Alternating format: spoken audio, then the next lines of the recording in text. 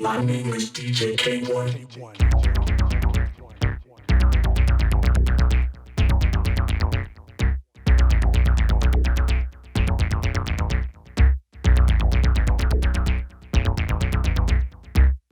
DJ K-1.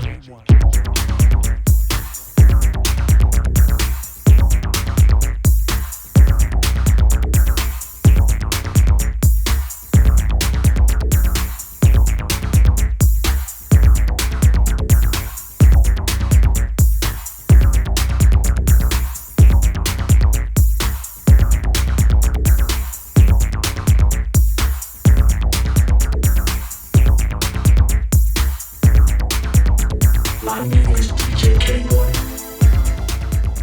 My name is DJ K-1. Hey, what's up, everybody? Welcome to episode 62 of the K-1 Agenda.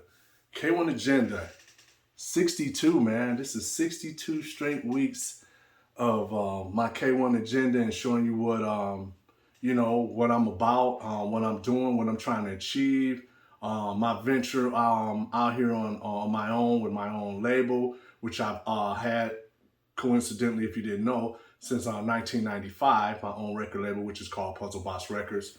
Concentrating more on, my aliases and my brand. K-1 Agenda. Once again, thank you all, everybody who's supported me, everyone who's signed up to subscribe to my page, my social medias, Instagram, Facebook, everything. Thank you so much. Let me start off by saying, for this episode 62, I had a few things that was on my mind that I want to talk about, which, keep in mind, this is just my feelings and my opinions. Recently, I won't say recently, all during the pandemic, the whole year, man, I've been getting a lot of requests for music, for my music to be given to someone else's label. And these are, I'm not talking about like the great relationship I have with Soma Records or DJ Godfather, his label, Avoidant, and some other people that I've worked with. Nothing about those type of labels. I'm talking about these smaller independent labels, people who are supposedly like just fans of mine who say, hey, Keith, I'm putting together this compilation and I need you to give me a track for my Bandcamp compilation or whatever. Man, please don't. I'm not trying to discourage any of you people in any kind of way to not do your own music, put out your own music, and do what you do, because you put the power into making your music and you should love what you do and do it your way. But I'm not interested in giving any of my music, unreleased music, to you for your Bandcamp compilation. Excuse me very much. Thank you. I'm not interested in that. Just asking me for my tracks. First of all, I have my own record label, and when I put out music, I get a certain amount of money, period, just from people buying my own music. I've been in the game for a while. I appreciate that you're fans and you really like me and you've been there and supported me or whatever, but I'm not interested in giving anyone any music for these little independent labels or compilations. I'm not interested, so please don't ask. I mean, people said, you're getting, everyone is getting a special amount from the proceeds and all that. I'm not interested, man. And to be honest with you, I'm spending way more too much time on this topic and even answering people back. But that's just the way I am. I answer everybody back. If they send me if it gets to me in a personal message, I'm going to answer you back. But I just wanted to speak on that topic.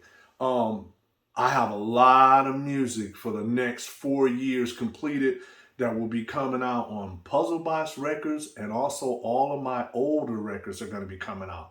So please know that you can get your music directly from me, and I'm not trying to do stuff on all these little small independent labels of people who just started their label up a year ago. Not interested. So I'm not even going to go any more into that. I talked to Black Tony this week. We always have like great conversation. I had this talk, and we were talking about you know, when we putting out this music, like Tony has a new EP out with Ed Upton from the DMX crew. He has a new release out. It's only been out probably about 3 weeks, man. And it's amazing. It's like, you got this great music, you got all this great talent from these people, and then, you know, you look on a couple of people's playlists and they're playing it. You'll look on their DJ list or playlist and it's played like one time. One time. And then it's like 3-4 weeks later, they looking for your next release. What happened to the DJ world? I don't get that. My music included. You know, it's like you look at some of these people, they do these DJ charts or whatever, and then like I said, your song is played on there. It might be one song and it's played, it's put in a chart one time, and then they're already sending you messages trying to figure out when they can get the promos. They want the next music like the next week. No. I just think that's terrible. And I'm speaking from a DJ point of view. I mean, a lot of this music, although there's a lot more electronic music now than there's ever been, but it's a lot more that's not good at all. I don't understand that these guys just playing your song one time. Now, I guess White Noise with Dave Clark. You know, Dave Clark is that's the Baron, man. He's a legend, man. Dave Clark created something and doing things the way he does it. So I have no gripes with Dave Clark. He's a very good friend. I respect Dave Clark. And one thing about him is whenever you send him something, Dave Clark is going to play it. And what I love about Dave Clark, when he plays it, he's going to promote it. He's going to tell you who made it, the label, everything. You know, so a lot of these guys are just, and then guys are hitting me up, man, for podcasts. Hey, I want you to come on and do a DJ set. I'm not doing no DJ sets for no podcasts. If you want me to do anything, you'll be hitting me up to ask me about what I'm doing. And it'll be a show about that. Otherwise, I don't need it. I have my K-1 agenda. That's what I'm trying to tell a lot of these independent artists. Man, don't sit around and follow what everybody else is doing, man. Just do you, man. That's what I do. I just do me. Another topic I talked to Black Tony about, and I'm going to name this. I'm calling this segment Showroom Social Media Dummies. Once again, if anybody familiar with Showroom Dummies, that was a track by Kraftwerk. You know, they say we all are showroom dummies. Let me turn my computer volume down. They say we all are showroom dummies, you know, mannequins in a showroom. I'm talking about showroom dummies when I say social media showroom dummies. This is what I mean. For example, getting a message from a guy who's a friend on your social media who asks you when you're going to have new music out, but he's a big fan and he's been on your site for years. Social media showroom dummy. Because if you want to know anything, go to the social media and just look, just read. It's right there. It's telling you, I have the K-1 Agenda show that was just out. I do it once a week, every Friday. It's telling you my new music. It's telling you the new stuff that's coming out. It's just all the information you could ever need. It's giving you, you go to Instagram, it's giving you pictures of what I'm doing almost on a daily basis, man. I send out pictures, promotion all the time. So please, people, know, I'd rather that you just not be friends with me on my page if you're not going to take the time to look in the page to see what's there. Everybody that I befriend, when I see something pop up, I'm looking to see what it's about, man. You know, and I actually go and look at other people's pages. Some of my favorite artists, you know, I still go to artist page to look and see what they're doing or whatever. Man, don't be a showroom dummy. A showroom social media dummy. That's what we call it. So, you know, to send me questions and like, yeah, so when's the next K-1 Agenda show coming out? Weekly show. If you was looking at the video, you know it come out every Friday. I mean, a lot of people could say I'm being silly, but it's social media is made for reading. You should be reading. Simple as that. I'll go on. I'll move on, rather. Once again, I wanted to let everybody know that Optic Nerve, I've always had this guy as my booking company. It's Connect Bookings, and his name is Daniel. So please know, for 2022, Optic Nerve bookings, I'm going to be doing the live shows for Optic Nerve, and you can contact Daniel at connectbookings.com. He handles all the booking for Optic Nerve. I'll have more news on doing maybe some Alien FM live shows, which is Electro with me and Black Toady, and also K-1 Electro show with me by myself. So know that, in the coming weeks, I have more information on maybe a different booking agent for that. But right now, I just been more motivated to enjoy the summer, man, doing a lot of work outside because it gets me geared up for the fall when I start working on new music, which once again, for the showroom dummies who don't really listen to my pages, you would know that over the pandemic, I did so much music to last me for years that that's what I do. And now I can take a break. When the fall comes, I can work on music and not be stressed and just do music and not have to be like, oh, I gotta finish this in a certain time. I got tons of music coming out everywhere. So know that and try to, I have no problem if you want to remove me from social media, but don't come to my page if you're not going to read and be interested and, I wouldn't get offended at all. Let's speak on some of the releases. Let's see, Pbx-32 Stargazing is completely sold out. Debating on if I'm going to repress, but I know I'm going to repress so I can keep everything in my catalog in stock. So right now I'm just debating, but it is sold out, and that's Dopplereffekt and K-1, Gerald Donald. Great release, man. It's done really well, and I knew it would be, mostly because I did something with Gerald Donald. Hey, and a lot of people say to me, man, you shouldn't say stuff like that because you're K-1. Hey, man, I've never been that type of dude. I have confidence in what I do now, but, hey, man, it's a pleasure working with, some guys that I admire, Also, Binary System by Microthol. I did a remix with DJ Stingray and the Exaltics, and it's out now. It came out June 28th. Thank you, George, man, for giving me a chance to do this in Microthol. And their copies, he's sending them. They're on the way to me now so I can get my copies. And I keep my personal collection and stuff. Also, get ready for Eicht.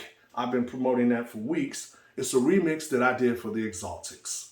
And on to Puzzlebox Records News.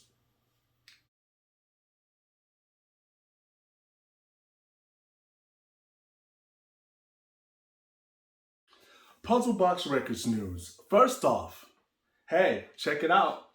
In stock, Pbx-3 Face Your Fate Repressing, shipping now.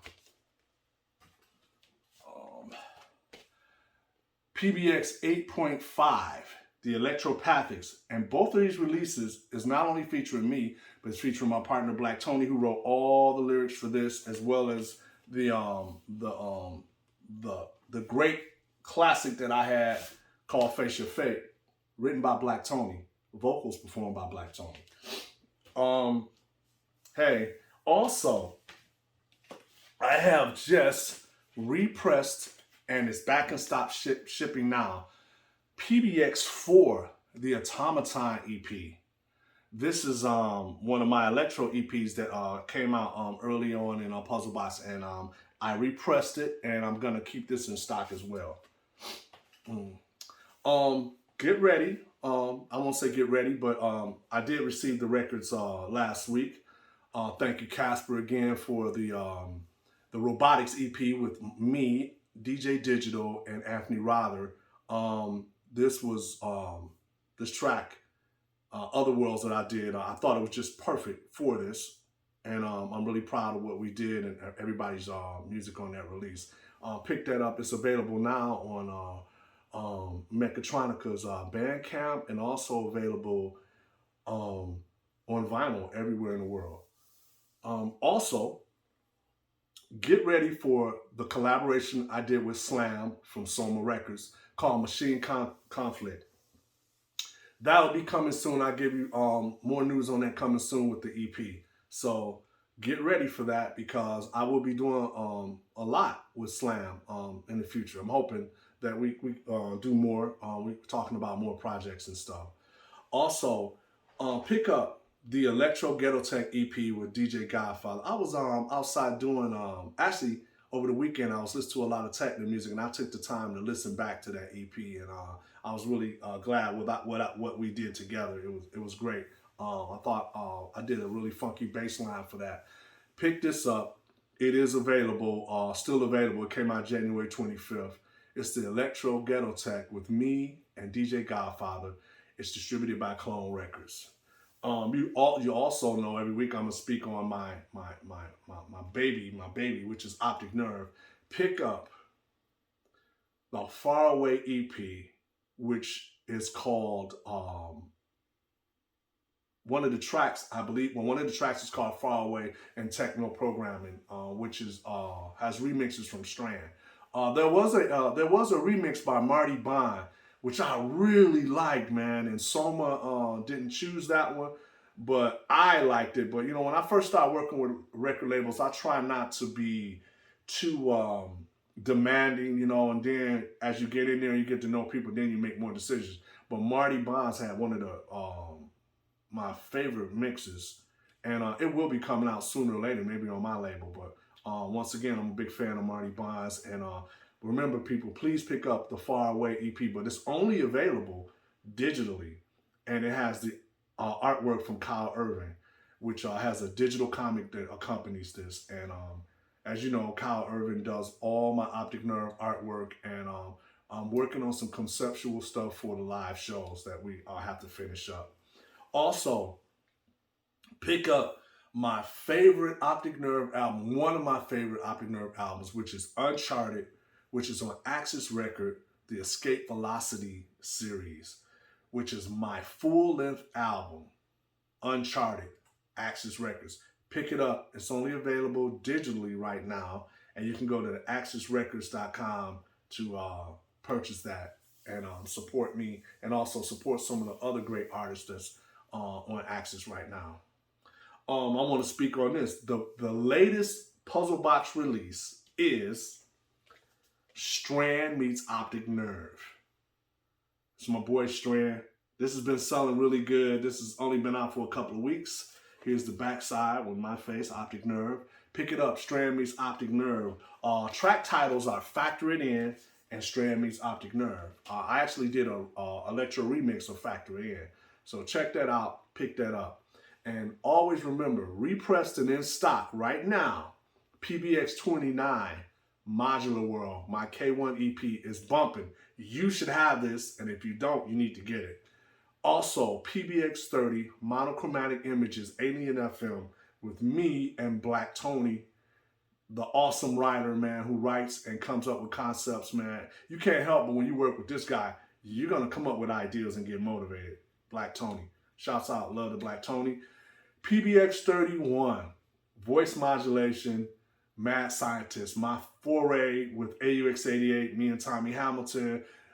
Great collab we did together when I was in AUX88. The Mad Scientist project, which was my ideal, that I was really proud of. And a little known fact too, when we went on to do the Black Tokyo project, that was Tommy Hamilton's idea, which was really good. I like how we went from one extreme to another. It was really nice. But pick this up, and see you next week in the Puzzlebox News.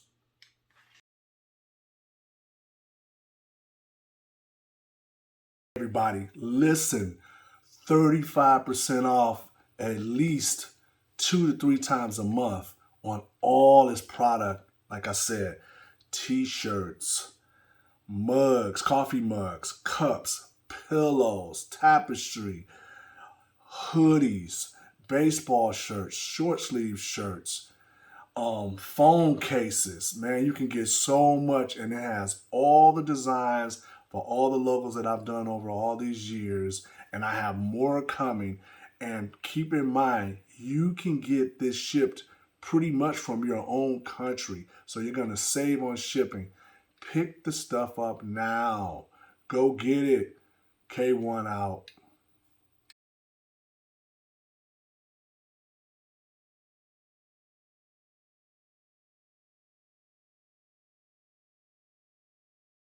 Question of the week. Remember, people, if you have any questions, please email puzzlebox@puzzleboxrecords.com.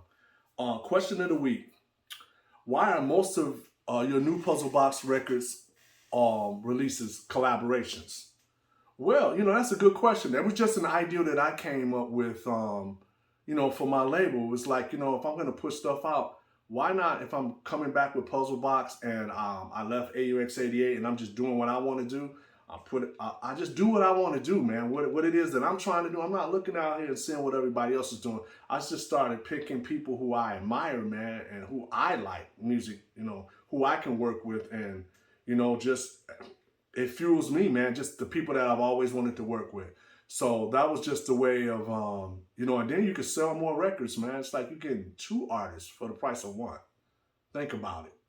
When I just did the Mechatronica EP, that had DJ K-1, Anthony Rother, and DJ Digital, man. 3 Electro guys that's been around for a minute doing this, man.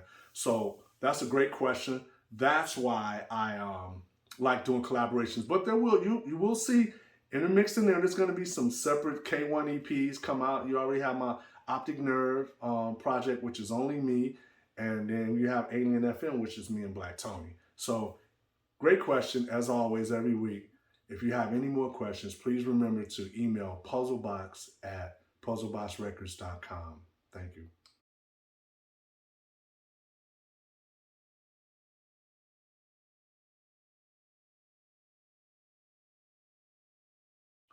Old pick video, and of course, as the longest amount of weeks that I've been doing this, I've been getting a lot of people requesting me to keep doing it, and I like doing it. This is from the Portrait of an Electronic Band documentary footage. This is Anthony Shakir. This is like some of his parts, but like some of the behind the scenes that we kind of like unedited and stuff. So check this out. This is my boy, which always gonna be my brother, man. Love Shake, man. He knows why, and awesome talent, man. And check this out. This is Anthony Shakir giving his thoughts about AUX88 and just random things about us, or just random thoughts. Check it out.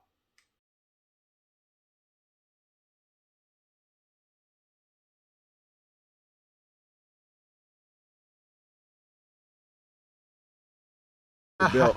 That's how old men lose weight. Oh, okay. They didn't tell us that. There we go. All right, See Tony. it? Everything's on, so we could say, take one, Anthony Shakir. Hello, how y'all doing? How y'all doing out there? Say, how you doing out there? State his name. Mr. Anthony Shakir, Yes. if you can, and if you will, repeat some of the questions I'm asking. Repeat the question you asking? That's right. Sure, I repeat. Okay. How or when did you meet any of the members of AUX88? When did I meet the members of AUX88?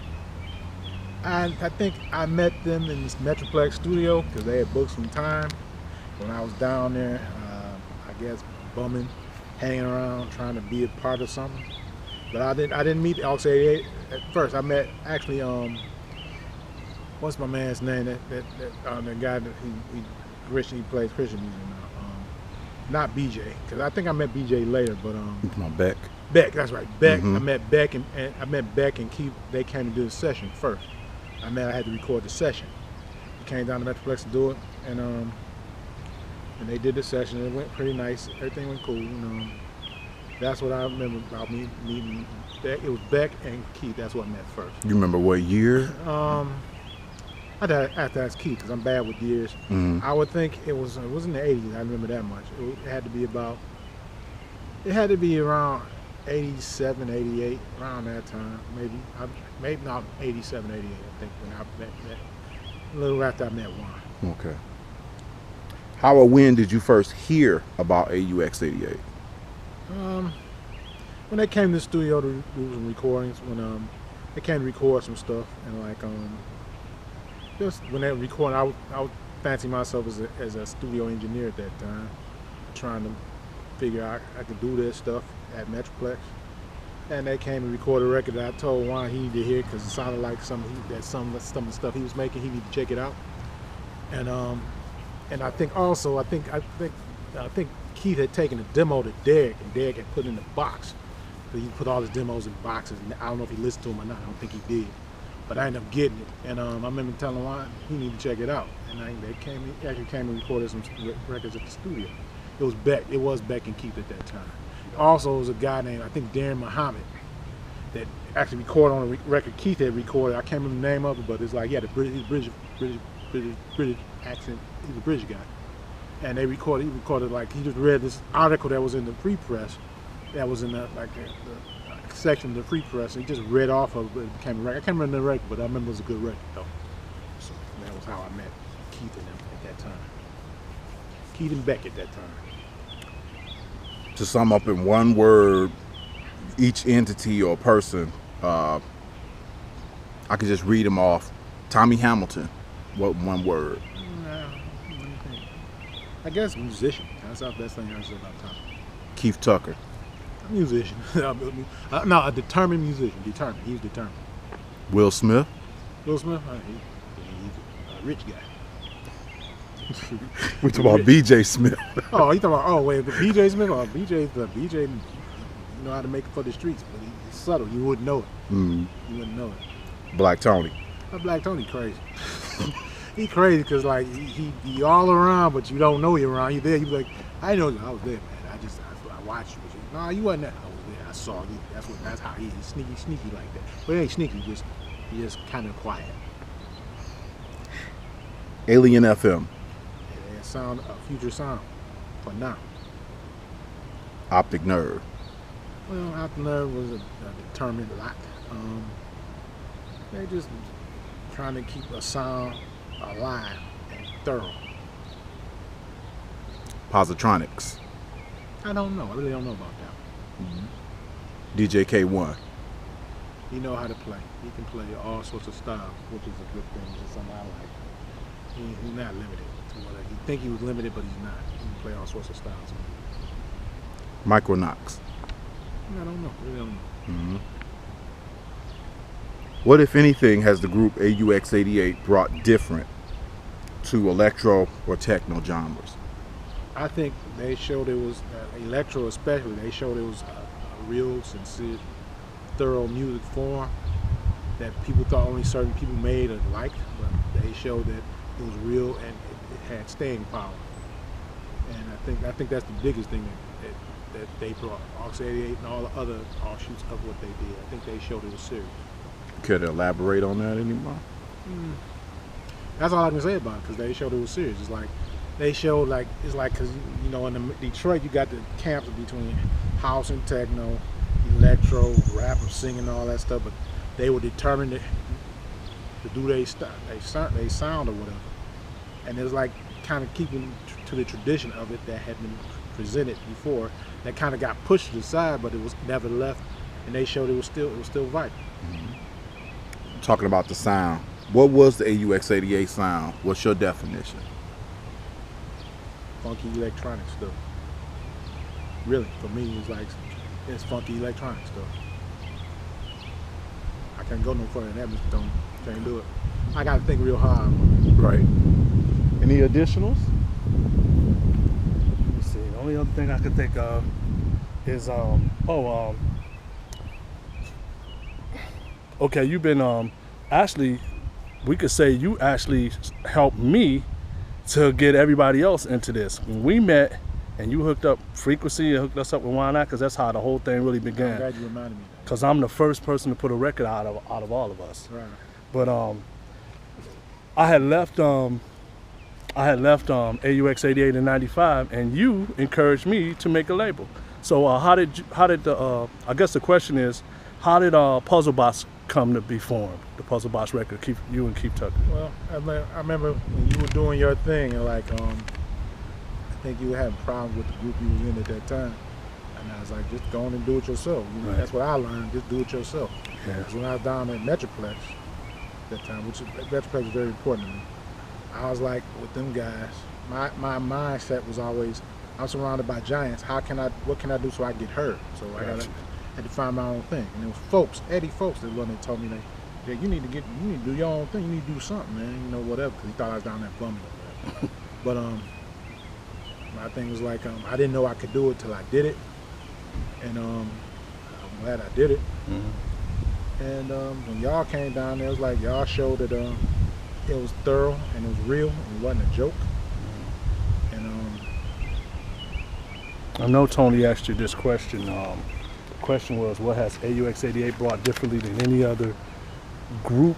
I think specifically they showed that it was a real thing, a real style, And a band. a thorough sound. And a band. And I didn't even think about the band part, but I keep forgetting y'all were a band. Yeah. Y'all always did approach it from a band standpoint. I forgot about that part. But So y'all I'm did. gonna rephrase the question. I'm gonna do it again. So Okay. what did AUX88 bring differently than any other electro or techno group in Detroit?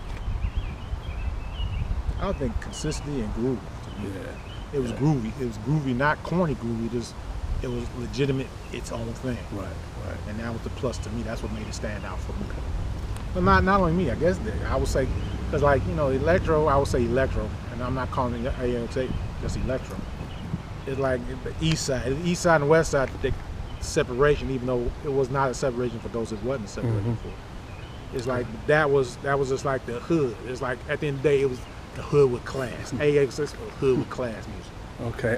Describe your definition of a AUX88 live gig. One, they sound thoroughly like musicians. They look thoroughly like musicians. They look like they know what they're doing. They don't look like they're pressing knobs or moving sliders like I do because I can't play. It look like real musicians. That's the main thing about it. Yep, that's the man, Anthony Shakir, man. Anybody know him, man? This guy, if you want to sit down and talk to Shake, man, you're gonna get a hell of a conversation. He always has plenty of stuff to say, knows music like no one else. And once again, that was cool. This whole thing of putting together was hard work to put this together, the whole documentary, but it was well worth it, especially with all the years that's passed, and I can look back and now be more putting more work into what I do. So thanks. See you in the next one.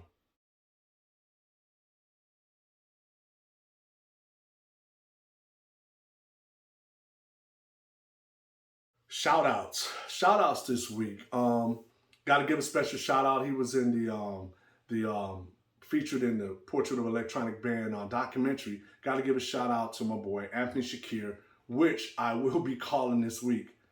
I've been real bad about returning this call because I've just been really busy, but I'm gonna make time shake. I apologize for that. Stuff with the family, man, and the business and everything. But I want to give special shouts out to my brother, Anthony Shakir. Salute, man. A legend. One of the greatest electronic musicians to me ever. I mean, what he creates with samples, man. He started, I think he kicked off his own style that a lot of people kind of copied and stole from. But I always have to tell the story. Shake was the guy who pulled my cassette out of the trash, basically. When I'm sending in demos to Metroplex, Juan Atkins' label, pulled it out, man, and listened to it. Him and Marty Bonds was like, hey, and played that for Juan. That's how I got signed to my first deal. So I always have a special place in my heart for Anthony Shakir and Marty Bonds. And plus, when I first met them in Metroplex, it was just the way they treated me. Like, didn't know me, man. They were just very nice, man. Showed me anything I needed to know on how to work the equipment and stuff, man, on synthesizers and everything, and I appreciate that. Thank you guys so much. And also this week, I celebrated my 8th anniversary with my wife Belinda, and I want to send a special shout out to my father. He celebrated his 75th birthday. Shouts out, happy birthday. Hope you're enjoying it this week, Pops. Special shout out to my mother and father, as I'm going to speak on it every week, and to my brother, wherever you are, man. Get in contact. Love you. And as I always say on every show, I know what I've done, I know what I'm going to be doing, and I know what I've done. So please know that the K-1 agenda is not just something that I'm doing weekly, but it's a motivation for me to keep, aspiring to do all the things I want to do for the future. Love you guys. Please be safe out there. See you in the next K-1. Hey, I just wanted to say, everyone, please hit that subscribe button for YouTube, and please subscribe to my page. I really have enjoyed all the support I've been getting, bro. Hey, like this and subscribe. subscribe to this page. Keep talking K1. Hit subscribe button. Thank you.